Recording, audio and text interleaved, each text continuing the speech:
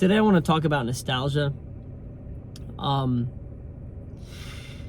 this is something that I think every human being experiences. I mean, that's a given. Every human being is going to experience nostalgia at one point or another.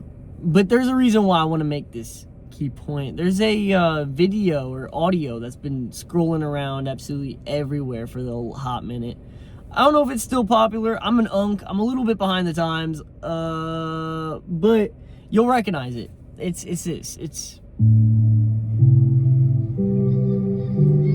it usually shows photos of childhood memories in a way, like childhood objects that seem to have vanquished from your mind. But yeah, that's what I want to talk about. I want to talk about nostalgia, because this is something that I just started going through again a hot minute ago, as I started just going through nostalgia again, which is crazy. It's been a minute.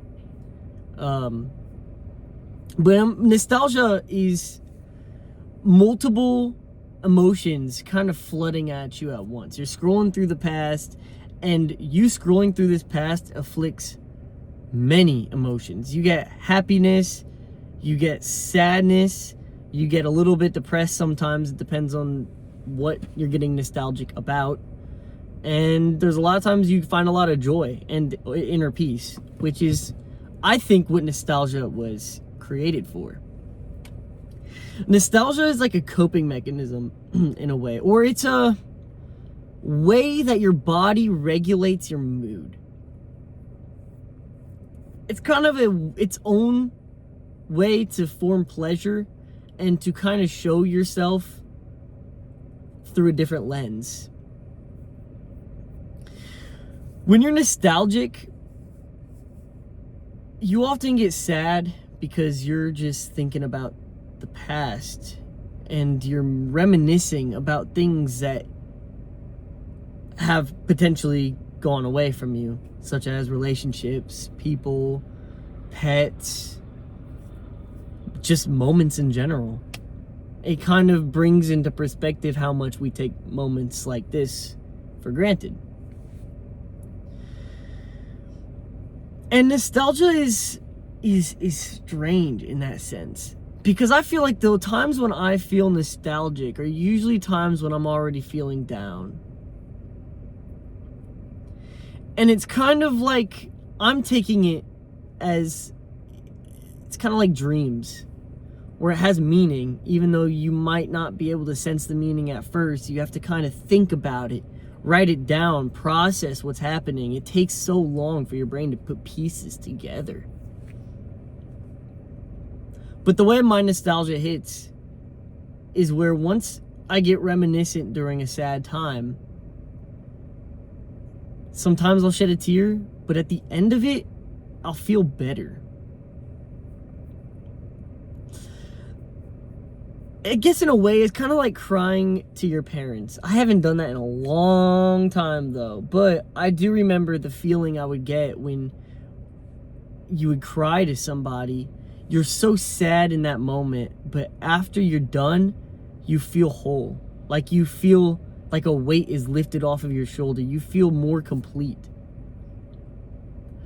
Maybe it hasn't happened with me and my parents in a minute, but I know for a fact it's happened with me and my friends a lot more recently. We went on a trip one time, and I was going through the motions.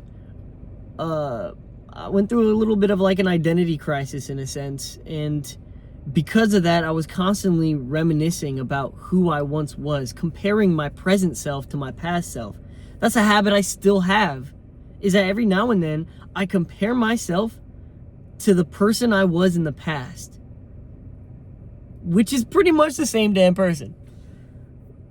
But your brain has such an interesting shift on perspective, where sometimes you just don't realize that is still the same person that lies within. And I think that's the purpose of reminiscing.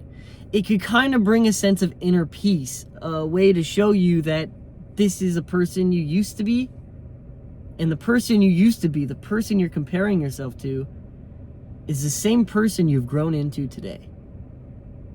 Maybe it's slightly altered version, but really not that much. I think the core aspects that really stay in people is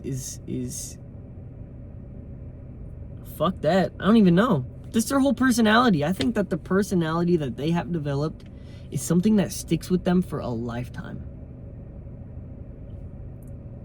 And there'll be moments where your personality warps. And there'll be moments where you kind of don't like the person you're becoming. But I think at the end of the day, we all have this root personality that once you take time to yourself, process who you are, you kind of get a better understanding of, not even a better understanding, you get a better foundation of who you are as a person.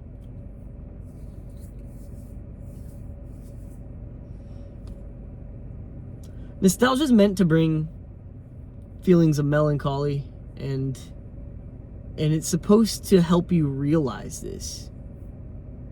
But it's the human brain, so it makes it way more complicated than you wish it was gonna. It's just like anxiety. Like anxiety and everything, they all have a root. In a way, anxiety is teaching you lessons about yourself. But because of the way your brain is formulating it and processing it and actually working its mechanics, it's hard to really take a minute to have that introspection to understand yourself better. Thankfully, this is something I've gotten decently better at. Hey, I made my way up from an identity crisis, bro. I did it. I did that, and I'm up now. I'm good now, bro. But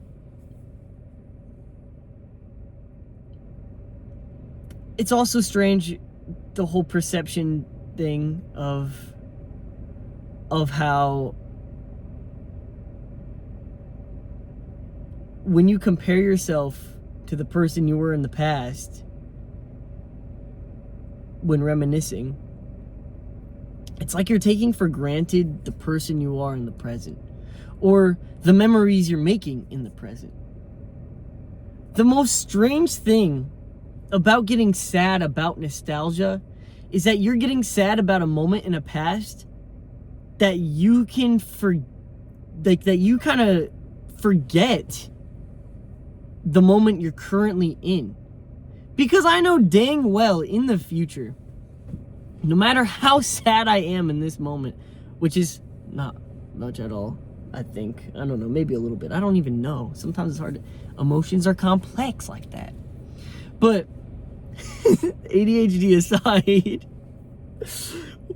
the emotions and memories that you're making present day are things that you're going to be nostalgic about in the future. The longing for childhood in your 20s is going to be this equivalent, I think is going to be equivalent to the longing of your 20s when you're 80.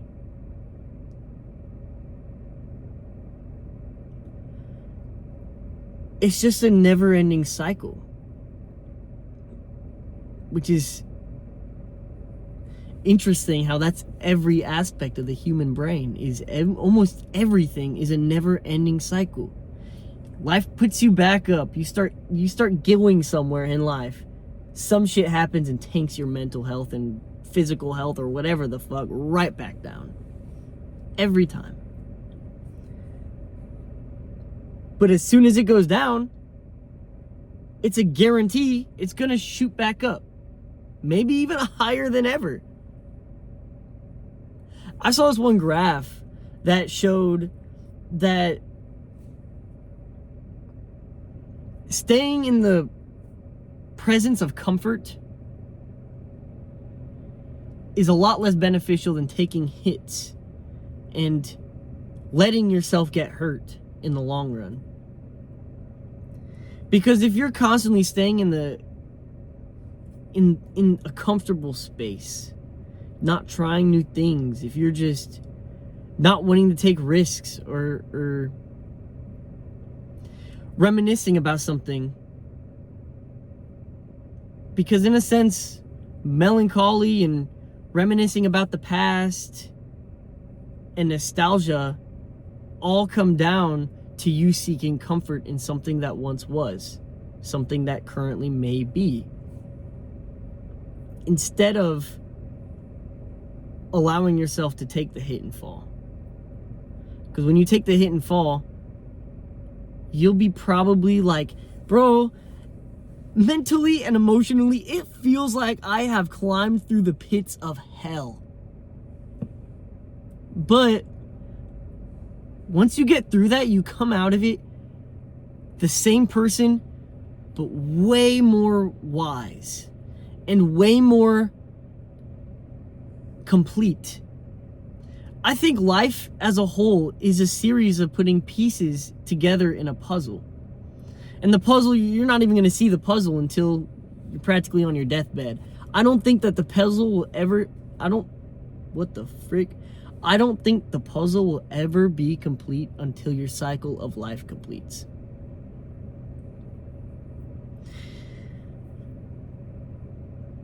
Sometimes you'll have moments where it seems like the puzzle is becoming clearer. Like you're like, oh, I could kind of see this image that's coming together. And then you put a piece in the wrong fucking spot, bro. And now your puzzle's messed up. But over time, you find out that that piece fits in the right place after a while. You find the right spot that piece belongs in. And boom, you're back on your way to forming that picture. That made me really happy. I just did a puzzle analogy. Let's go. I just did a puzzle analogy. That's a really basic puzzle analogy. Feeling like I'm breaking ground, like new. I'm like, feel like I'm telling groundbreaking news. But like, I think this is something every human comes to realize in one time or another. My goal is to help you guys understand that these feelings are normal. That you're not crazy for going through them. And that almost every human being will experience every emotion that you are currently feeling. No matter what it is. If it's the loss of somebody, somebody else is going to feel that exact same loss. Like, I know I'm going to feel a significant amount of loss when somebody I absolutely love goes away. I got really sad. I just started reminiscing about the past for a second. Digging up memories of who I once was and who I am.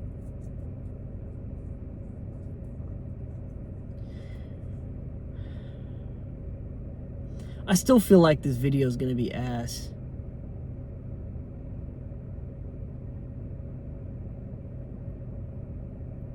But that doesn't matter, bro. I'm being authentic. And that's like, I think 90% of what I was gonna say, to be honest. Let's take a gander at my notes. Always have a notebook ready in case you're wanting to say something that, sensory cues! Sensory cues!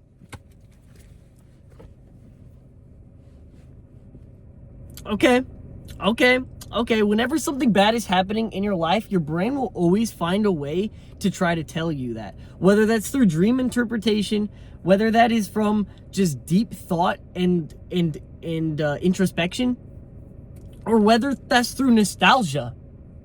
If you're suffering from social disconnection, or you're feeling like you are not at the top of your game when it comes to socializing with people, you're probably more likely to think about the times when you were social. And it's easy to take that as a negative way. I've taken that as a negative way when I went through my identity crisis. I was thinking, when I would talk to my friends, I have known my friends since elementary school. I'm 20 years old. I turned 20 yesterday. And I've known my friends since elementary school. Or middle school. You know, sometimes it depends. Like, my friend Donald, I've known him since middle school. My friend Mikey, I've known him since I was a little itty bitty jit growing up.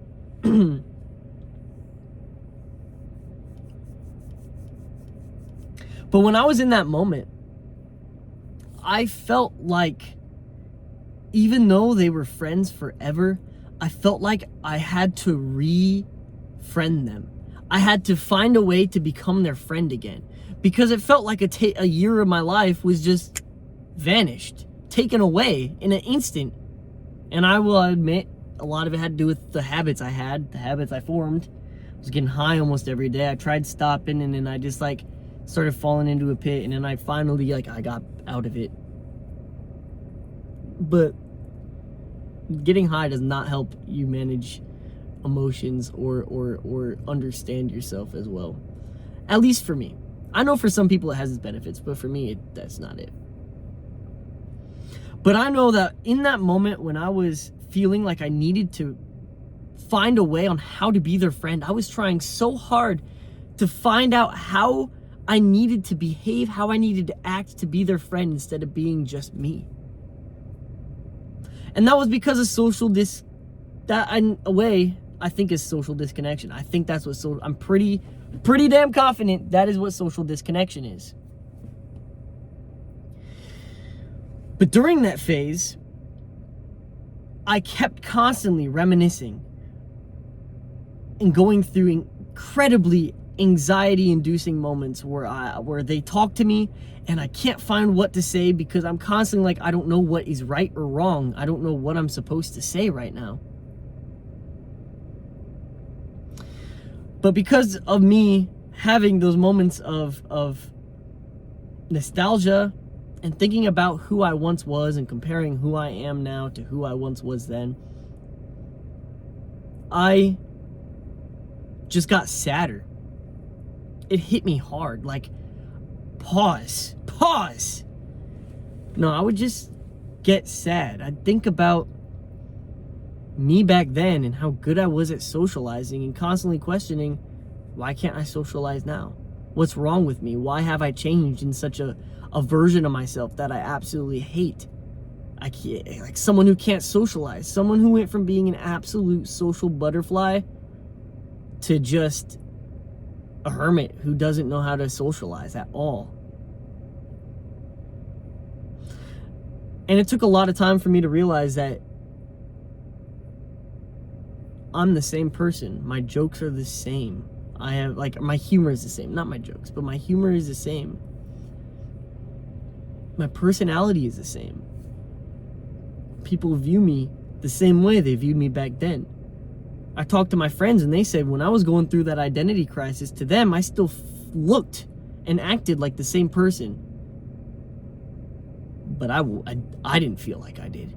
I completely felt like I was at the worst version of myself socially and conversationally.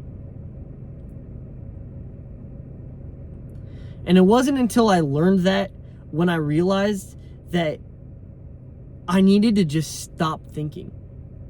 Bro, this is embarrassing to say, but like, I used to clown on meditation, bro. Not really clown. I never actually clowned on it, but I always thought meditating was stupid. But during that moment, I started meditating more and actually trying to gather my thoughts and learn about who I am as a person. And in doing so, I succeeded in managing to find myself. Unlock the part of me that I kept away and locked in a safe. Because there was never a fucking key, bro. I was the same person. I just couldn't open the fucking door. And it wasn't until I completely let go of my own self-made expectations when I finally started becoming who I am and started feeling like I'm myself again.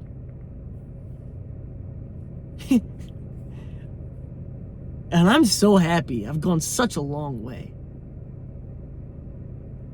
Because now I socialize just like I did in the past. I make jokes and people laugh. I could be in a completely crowded room and somehow my mind just comes up with something funny and everybody laughs at it. That's the person I remember, and that's the person I struggled to find. But all along it was me. And my brain playing tricks on me, because the brain, your mind, is the biggest, most complex prison that has ever been built.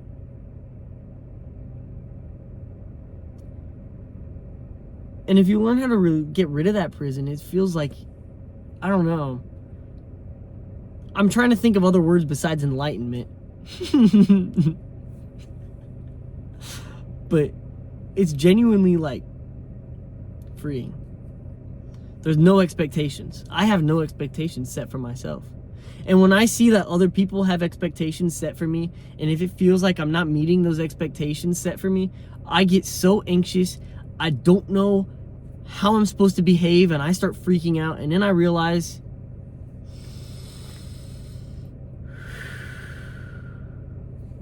that at the end of the day, my expectations and the expectations that are set upon me don't matter. I feel really good about this video. That's gonna be it, I think. So, stay true to yourself. Like, it sounds so cliche and stupid, but genuinely, stay true to yourself. Don't let yourself go. Keep yourself unlocked. And don't close the door on a version of yourself that you think is gone. Because when you're first, like, when you're opening that door, you guarantee, like, there will always be cracks. Always cracks. Even when you feel like you're not ever yourself, you're gonna feel one of those cracks like seeping through. You're gonna have a moment where even at the points where you're like, this is not who I am, you're gonna have moments where you'll make a joke that makes people laugh, and you'll start feeling like, hey, I'm here. This is me. I'm back. And then you'll kind of get locked out again, but then you find your way out eventually. But, like, you know what I'm trying to say. You guys have a fantastic evening, because I want to go home. Have a great evening.